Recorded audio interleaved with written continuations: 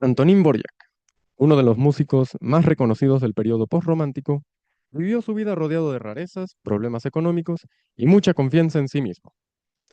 Pero, ¿qué tanto reflejan sus sinfonías su estado psicológico a lo largo de los años? En 1865, Dvořák se encontraba en una situación económica complicada. Luego de terminar el colegio, su familia lo puso a trabajar para desempeñarse por sí mismo, por lo que empezó a trabajar en la carnicería de su padre y tocó en lo que se convertiría en la orquesta del Teatro Provisional de Bohemia, posteriormente Praga, donde tocó viola. Durante este tiempo, tocar en la orquesta le hizo conocer mucha música que luego le inspiraría, principalmente óperas como las de Wagner. Aunque su situación económica tuviera un inicio algo flojo, eso no lo detuvo de componer la música que quería. Y en 1865 compuso su primera sinfonía, Las campanas de Slonice. Espero haberlo pronunciado bien. Al ser su primer gran trabajo sinfónico, se nota la inexperiencia del compositor. Debido a esto, más que reflejar el estado mental de Dvořák en la época, esta obra parece principalmente ser un trabajo de carácter académico, simplemente para probar las capacidades del compositor. Esto lo digo porque parece estar directamente inspirada en la Quinta Sinfonía de Beethoven, a quien Dvořák admiraba muchísimo y cuya obra presenta una similitud a lo que sería posteriormente esta. Esta primera sinfonía, de hecho, está en do menor y termina en do mayor, así que no es muy sutil que digamos.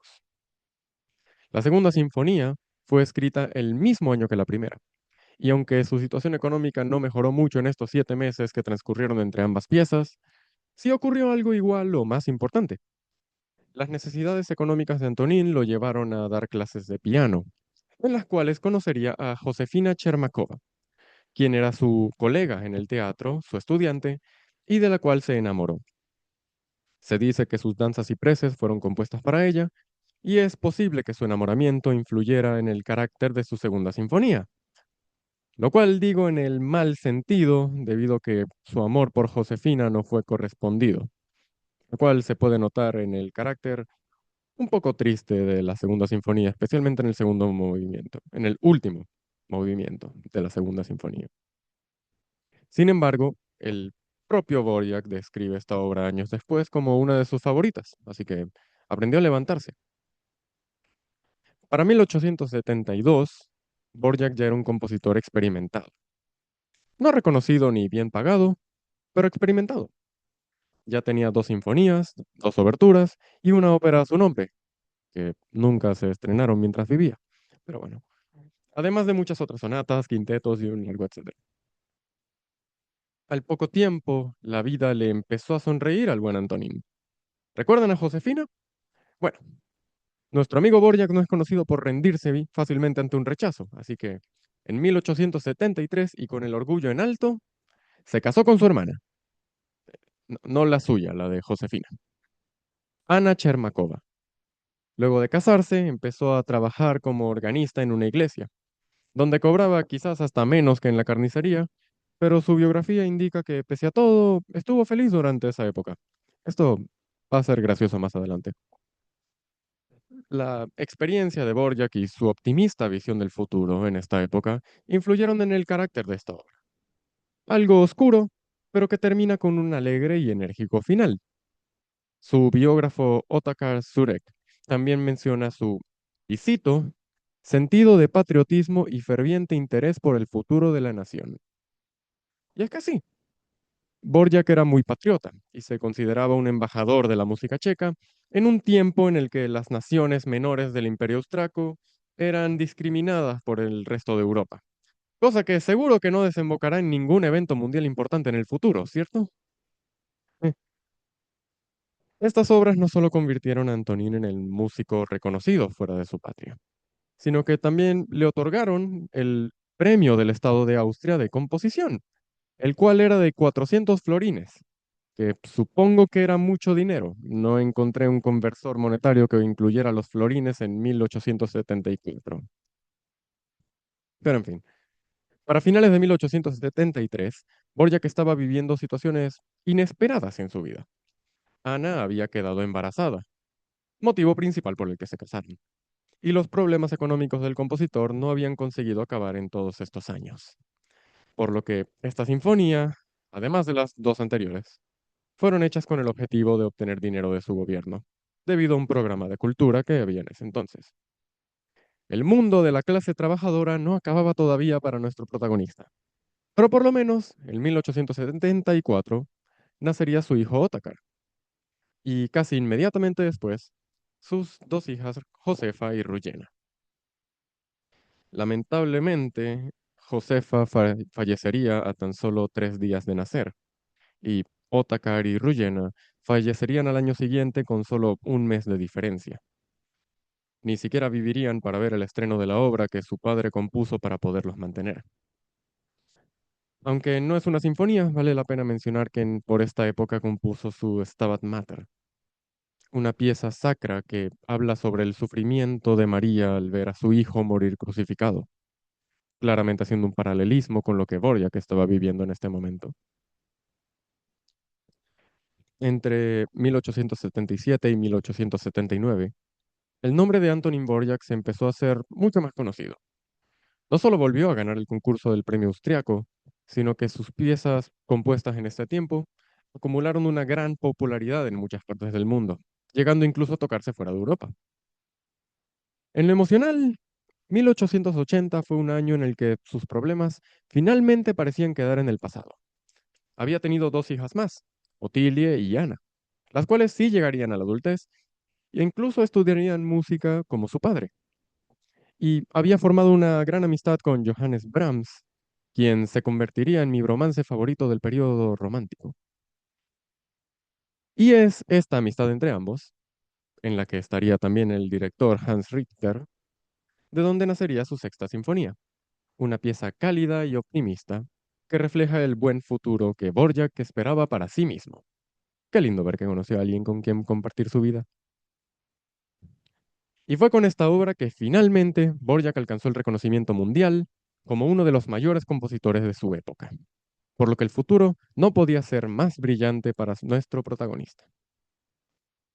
Para 1885, Borjak ya era un músico mundialmente reconocido. Sus problemas económicos finalmente habían quedado en el pasado y tenía una familia amplia y estable.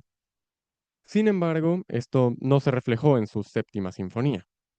En las notas de su segundo movimiento, este señala desde los años tristes, probablemente porque su madre había fallecido recientemente, o quizás porque, pese a todo, no podía dejar ir las tragedias de su pasado. La pieza es extrañamente calmada, pero de vez en cuando se agita, creando un paralelismo con la ahora alegre vida de Borjak, contrastando con las imágenes de los traumas que vivió antes de llegar hasta ahí. Aunque también podría ser un contraste entre el deseo de Borjak de vivir una vida tranquila con los ajetreos que le trajo la fama. Ah, y la pieza también habla de la rebelión del pueblo checo contra la opresión política, que es algo que incluye en la mayoría de sus piezas, de hecho, supongo que debí mencionar eso antes.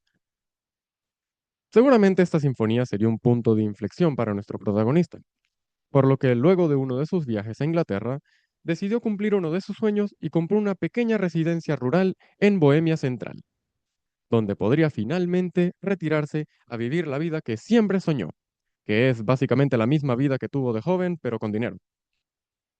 Pero aún nos quedan dos sinfonías, así que es claro que las aventuras de Antonín Dvořák están lejos de terminar. Entre 1887 y 1888, Dvořák finalmente completó el ritual que dice que ya eres un artista maestro. Revisó sus trabajos viejos de hace años, pensó, wow, estas obras son terribles, y las revisó casi todas. Igual la mayoría de estas obras ni siquiera se habían estrenado, así que pudo hacer como que aquí no pasó nada y entregar las obras ya revisadas. Ya en 1889, Borjak pasaba cada retiro que podía en su residencia de Bohemia Central, haciendo sus cosas favoritas en el mundo: escribir música, alimentar palomas y visitar la estación de trenes. No, no para subirse a los trenes, solo para verlos pasar. Hay gente que ve esto y sigue diciendo que el autismo es algo reciente. Y esto se reflejaba mucho en su octava sinfonía, una obra alegre, jovial y llena de amor por la naturaleza y los trenes. Definitivamente Borjak ya había cumplido sus metas en la vida y solo le quedaba mejorar. Y así sería. Pasarían 8 años hasta que Borjak se animara a componer otra sinfonía.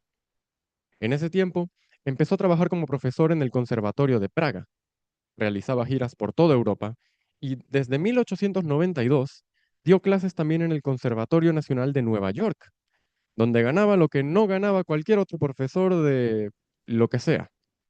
En serio, busquen cuánto ganaba, hay famosos que no llegan a eso.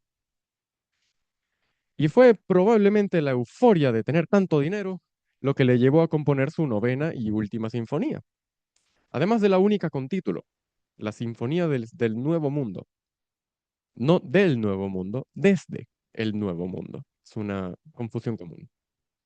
La primera y la séptima sinfonía, de hecho, tuvieron títulos provisionales, pero Borjak nunca se los puso oficialmente. Esta fue una sinfonía inspirada en la música afroamericana que vio de primera mano durante su estadía en Nueva York. Así que esta sinfonía tiene raíces más cercanas a Stevie Wonder que a Beethoven. Ahí tienen un dato. Pero al igual que como pasó con Beethoven, la novena sinfonía de Borjak fue la más reconocida y famosa de todas, siendo hasta el día de hoy la más interpretada y la primera pieza que viene a la mente al pensar en Borjak. Para este punto, él ya estaba bien. En- Según sus notas, él estaba feliz. Simplemente le gustaba lo que hacía, le gustaba su vida, le gustaba dónde había llegado. Y luego de esto, siguió haciendo lo que le gustaba. Vivió una vida más tranquila, dando clases y alimentando a sus palomas, haciendo música por mucho tiempo más, hasta su muerte en 1904. Un músico que creció marcado por el trauma y la adversidad, pero que encontró en sus pasiones una razón para seguir adelante hasta convertirse en un ídolo de la música mundial, un ícono neurodivergente, en mi opinión, y un dios al que rezarle por una buena barba. Gracias por su tiempo.